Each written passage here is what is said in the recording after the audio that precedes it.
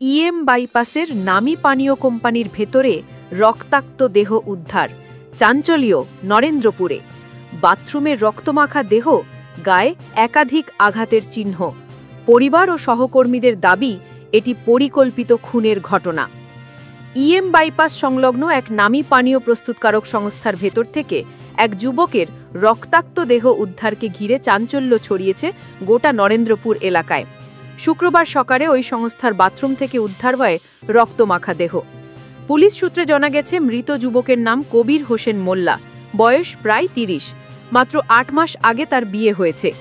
গায়ে একাধিক আঘাতের চিহ্ন থাকায় পুলিশের প্রাথমিক অনুমান এটি নিছক দুর্ঘটনা নয়, বরং একটি পরিকল্পিত খুনের ঘটনা হতে পারে। স্থানীয় সূত্রে খবর, মৃত কবির ওই সংস্থার কর্মী ছিলেন। পরিবারের দাবি, গত ২২ অক্টোবর দুপুরের পর থেকেই তার সঙ্গে যোগাযোগ সম্পূর্ণ বিচ্ছিন্ন হয়ে যায়। ওই দিন দুপুরে পরিবারের সঙ্গে শেষ কথা হয়েছিল তার। তারপর থেকে ফোন বন্ধ থাকায় উদ্বেগ বাড়ে পরিবারের মধ্যে। পরদিন তারা সরাসরি ওই সংস্থার অফিসে গিয়ে খোঁজ নিলে কর্তৃপক্ষ স্পষ্ট কিছু বলতে পারেনি।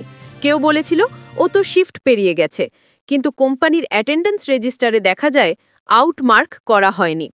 এই অসঙ্গতি নিয়েই ক্ষোভে ফেটে পড়েন মৃতের পরিবারের সদস্য ও সহকর্মীরা। তারা স্পষ্ট অভিযোগ তুলেছেন, কোম্পানির ভেতরে পরিকল্পিতভাবে কবিরকে খুন করা হয়েছে। ঘটনার পর থেকেই কর্তৃপক্ষের অধিকাংশই গা ঢাকা দিয়েছে। ইতিমধ্যেই সংস্থার মেইন গেটের সামনে উত্তেজিত জনতা বিক্ষোভে ফেটে পড়ে। পুলিশের উপস্থিতিতে পরিস্থিতি সামলানোর চেষ্টা চলছে। পুলিশ সূত্রে জানা গেছে, মৃতদেহটি উদ্ধার করে ময়নাতদন্তে পাঠানো হয়েছে। নরেন্দ্রপুর থানার পুলিশ পুরো ঘটনাটি তদন্তে নেমেছে। প্রাথমিকভাবে হত্যাকাণ্ডের দিকেই ইঙ্গিত মিলছে। পুলিশ সংস্থার কর্মীদের জিজ্ঞাসাবাদ শুরু করেছে এবং সিসিটিভি ফুটেজ খতিয়ে দেখা হচ্ছে। পরিবারের দাবি, কবিরের সঙ্গে কারো কোনো ব্যক্তিগত শত্রুতা ছিল না। ও খুবই শান্ত, পরিশ্রমী ছেলে ছিল। অফিসেই কিছু গোলমাল হয়েছে। আমরা খুনের বিচার চাই। স্থানীয় বাসিন্দারাও ক্ষোভ উগরে দিয়ে বলেছেন, একটা নামী কোম্পানির ভিতরে এমন ভয়ঙ্কর ঘটনা! যদি কোম্পানির মধ্যেই মানুষ নিরাপদ না থাকে, তাহলে আমরা কোথায় যাব? পুরো এলাকায় এই ঘটনাকে ঘিরে আতঙ্ক ও ক্ষোভ ছড়িয়েছে।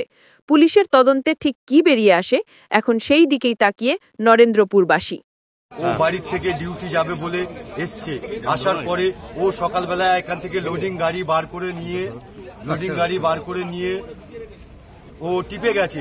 টিপ থেকে 3:25-এ ইন আছে ভিতরে, কিন্তু ওর আউটটার কোম্পানি দেখাচ্ছে না।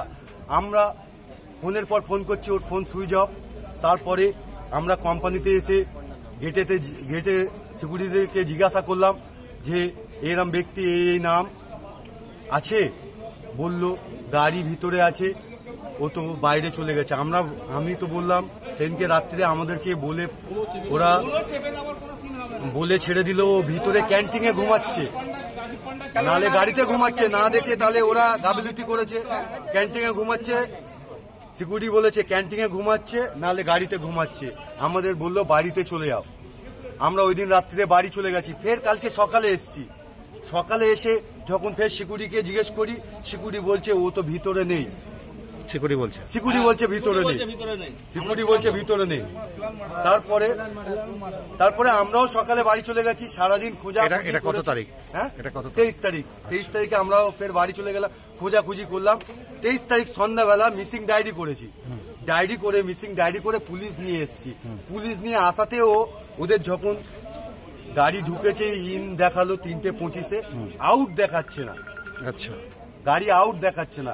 তারপরের দিন মানে 23 তারিখ সকালবেলা ওই গাড়ি আউট মানে দাঁড়াও বলতে পরে তো যখন বলছি যে তোমার চেক কত, তোমার চেক চেক করছে না।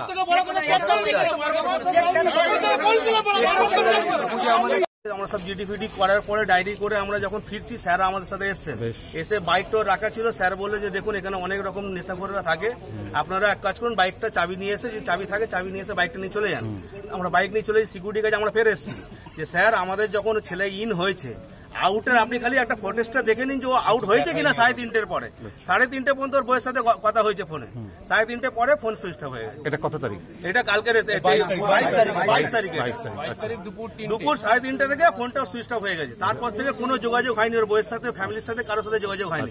তারপরে ওরা রাত্রি ওর ফ্যামিলির লোক তারপরে 22 তারিখে রাতে 1:30টার সময় এসেছিল, এসে এখানে পুরো জিজ্ঞাসাবাদ করেছে। তা ওরা বলেছে যে আমরা জানি না, আমরা দেখিনি, গাড়ি নিয়ে এসেছিল, গাড়ি লাগিয়ে বাইরে চলে গেছে। বারবার তখনও বলছে বাইরে চলে গেছে, কিন্তু ওরা ফুটেজের মধ্যে দেখাচ্ছে না, আউটটা দেখাচ্ছেই না ওরা কোনো মতে। রিকোয়েস্ট করা যে 23 তারিখে যে গল্পটা বললাম, সন্ধ্যেবেলা আমরা গিয়ে যখন অফিসারের সাথে এসে যখন সবকিছু করার পরে যখন বলছি, তার সত্ত্বেও ওরা ফুটেজের মধ্যে কোনো রকম ভাবে দেখাতে চাইছে না।